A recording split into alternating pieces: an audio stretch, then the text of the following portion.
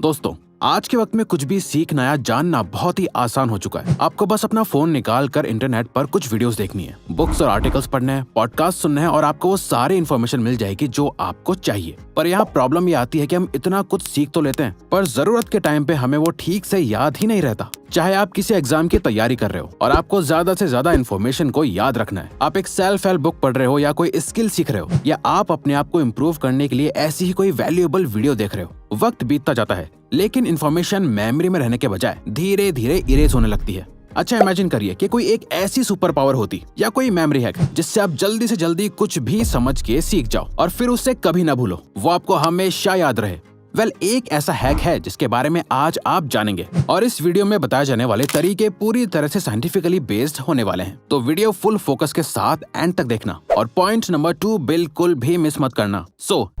Number 1, the concept of speed learning and how to learn. दोस्तों, हमारे brain का learning process बहुत ही simple है। जब भी हमें कोई इन्फॉर्मेशन दी जाती है तो वो सबसे पहले ह्यूमन ब्रेन की शॉर्ट टर्म मेमोरी में जाती है और उसके बाद लॉन्ग टर्म मेमोरी में। जब भी ब्रेन को किसी इन्फॉर्मेशन की जरूरत होती है तो वो सबसे पहले शॉर्ट टर्म मेमोरी में उसे ढूंढता है, उसके बाद लॉन्ग टर्म मेमोरी में। शॉर्ट टर्म मेमोरी की प्रॉब्लम यह है कि जब भी आप सोते हो तो आपका ब्रेन लास्ट 24 घंटे में जमा करी गई सारी शॉर्ट टर्म मेमोरीज को धीरे धीरे अपने आप डिलीट कर देता है और साथ ही जो मेमोरीज इसे इंपॉर्टेंट लगती हैं वो उससे अपनी लॉन्ग टर्म मेमोरी में रजिस्टर करता जाता है, जिससे जब आपको उसकी जरूरत हो आपको वो याद रहे। ये होता है एक बेसिक लर्निंग का प्रोसेस और इस पूरे प्रोसेस को फास्ट बनाने के लिए होता है the concept of fast learning. Year 2014 में प्रिंसटन यूनिवर्सिटी में एक स्टडी करी गई थी जहां रिसर्चर्स ने एक क्लास के स्टूडेंट्स को 2 ग्रुप में डिवाइड कर दिया। पहले ग्रुप को कहा गया कि उन्हें अपने एग्जाम की प्रिपरेशन के लिए सारे लेक्चर्स के नोट्स अपने हाथों से पेन और पेपर पे लिख के बनाने हैं। वहीं सेकंड ग्रुप के स्टूडेंट्स को कहा गया कि उन्हें टाइप करके फोन,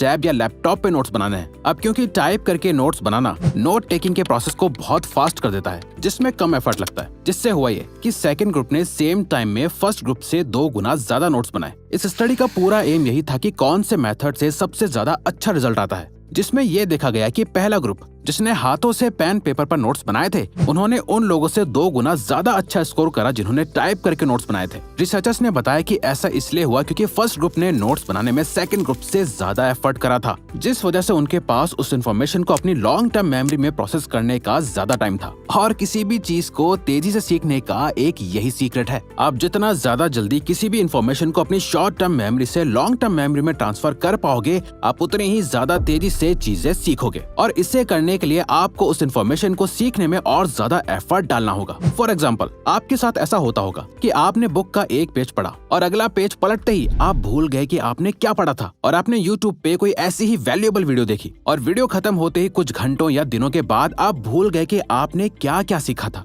लेकिन वहीं अगर आप पढ़ते वक्त या किसी भी सोर्स से कोई इन्फॉर्मेशन को लेते वक्त उसके साथ साथ एक पेज में नोट्स बनाते हैं, उस पेज को बार बार पढ़ते हो या एक वीडियो देखने के बाद आप उस वीडियो को अपने माइंड में एक बार समराइज करते हो या कमेंट करके आपने जो सीखा उससे अपनी लैंग्वेज में एक्सप्लेन करते हो, तो आप हर एक इन्फॉर्मेशन के बारे में बहुत ही कॉन्शियस रहते हो और आप हर एक चीज में ज्यादा फोकस और ध्यान देते हो, बजाय घंटों माइंडलेसली कई वीडियोस देखने के या पेजेस पढ़ने के। Even founder of quick learning and brain coach gym quick भी पेन एंड पेपर से लिखे गए नोट्स को ही फास्ट लर्निंग का सबसे पावरफुल तरीका मानते हैं और अपने लाखों स्टूडेंट्स को यही रेकमेंड भी करते हैं। लेकिन यहाँ पर भी आपको हर एक चीज के पेन और पेपर से नोट्स बनाने की जरूरत नहीं है, बल्कि जिस इन्फॉर्मेशन को आप अपनी लॉन्ग टर्म मेमोरी में सेव करना चाहते हो सिर्फ उसके ही पेन और पेपर से आप फिजिकल नोट्स बनाओ और फिर उसे बार बार देखो। वहीं कुछ इन्फॉर्मेशन जिसे आपको अपनी शॉर्ट टर्म मेमोरी में रखना है उसे आप किसी टेक्स्ट फाइल, डॉक्यूमेंट या PDF फॉर्म में भी बना के रख सकते हो। और अगर आपको अपने स्कूल प्रोजेक्ट्स को बनाना है, प्रोफेशनल वर्क करना है, नोट्स या रिसर्च पेपर्स पर काम करना है, इन सभी के लिए वंडरशेयर PDF एलिमेंट्स आपकी बहुत हेल्प कर सकता है, जो आपका टाइम और एनर्जी दोनों सेव करेगा और आपके काम को और ज्यादा बेटर बनाएगा। इसमें आप PDF फाइल्स को एडिट कर सकते हो, JPG, वर्ड या PPT को PDF में कन्वर्ट कर सकते हो और PDFs को वर्ड एक्सेल या PPTs में भी कन्वर्ट कर सकते हो। अगर आपको अपनी PDF फाइल पे साइन करना है, उसे पासवर्ड प्रोटेक्ट करना है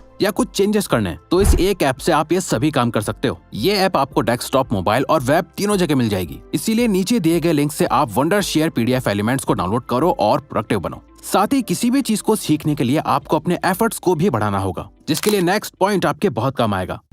number 2, the stick method, how to increase your efforts.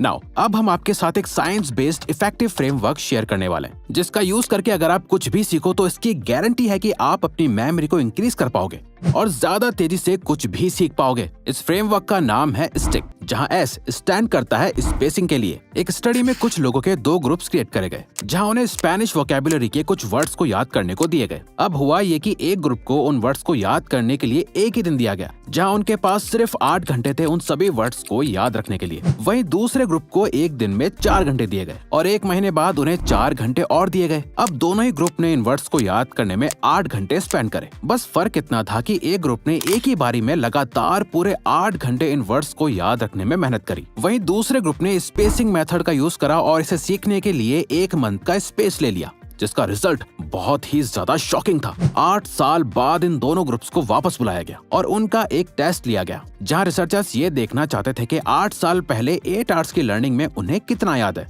जिसका रिजल्ट ये आया कि सेकंड ग्रुप, जिसने स्पेस्ड प्रैक्टिस करी थी, उन्होंने पहले ग्रुप से 250% ज्यादा अच्छा परफॉर्म करा। इस स्टडी से साइंटिस्ट ने द फॉरगेटिंग कर्व के कॉन्सेप्ट्स को क्रिएट करा, जिससे ये साबित हुआ कि हमारा ब्रेन इस तरीके से काम करता है कि अगर आप एक मेमोरी को एक पीरियड के बाद रिविजिट नहीं करोगे तो वो मेमोरी फेड हो जाएगी। इसीलिए किसी भी इंफॉर्मेशन को अपनी शॉर्ट टर्म मेमोरी से लॉन्ग टर्म में ट्रांसफर करने के लिए आपको गैप दे के उस चीज को याद दिलाना होगा। T स्टैंड करता है टेस्टिंग के लिए। 2011 की जर्नल ऑफ एजुकेशनल साइकोलॉजी में पब्लिश्ड हुई एक स्टडी के अकॉर्डिंग एक क्लास में एग्जाम से पहले स्टूडेंट्स को अपने नोट्स को 3 बार रिव्यू करने को कहा गया, जहां उन्होंने अच्छे से रिवीजन करी और 3 बार अपने नोट्स को बार बार पढ़ा और उसके बाद उन्होंने अपना फाइनल एग्जाम दिया। जिसके बाद ये पता चला कि उस क्लास में स्टूडेंट्स ने बहुत एवरेज परफॉर्म करा, जहां सभी स्टूडेंट्स का एवरेज स्कोर C+ था। बट वहीं सिमिलर क्लास के स्टूडेंट्स को कहा गया कि वो एग्जाम से पहले 3 मॉक टेस्ट देंगे, जहां उन्हें एग्जाम से रिलेटेड कुछ पॉप क्विज़ेस दिए जाएंगे जो उनकी नॉलेज को टेस्ट करेंगे। तो रिवीजन करने के बजाय उन्होंने 3 बार मॉक टेस्ट दिए, जिसके बाद इन स्टूडेंट्स का एवरेज स्कोर A- था, जो पहले ग्रुप के स्टूडेंट्स से बहुत ज्यादा हाई था। ऐसा इसलिए था क्योंकि जब आप बार बार एक चीज को पढ़ते हो तो आप नॉलेज को और ज्यादा अपने दिमाग में स्टोर कर रहे होते हो। बट एग्जाम्स में या आपकी जर्नल लाइफ में आपका टास्क ये नहीं होता है कि आपको नॉलेज को स्टोर करना है, बल्कि आपको उस टाइम पे अपनी नॉलेज को याद करके उससे यूज करना होता है। और सेल्फ टेस्ट करके अपने आप को टेस्ट करते रहने से आप अपने ब्रेन को इसके लिए ट्रेन करते हो। जब भी आप पढ़ रहे होते हैं या कोई कंटेंट कंज्यूम कर रहे होते हैं तो इन्फॉर्मेशन को बस याद रखने के बजाय अपनी नॉलेज को टेस्ट करो कि इससे रिलेटेड एग्जाम में क्या प्रॉब्लम आ सकती है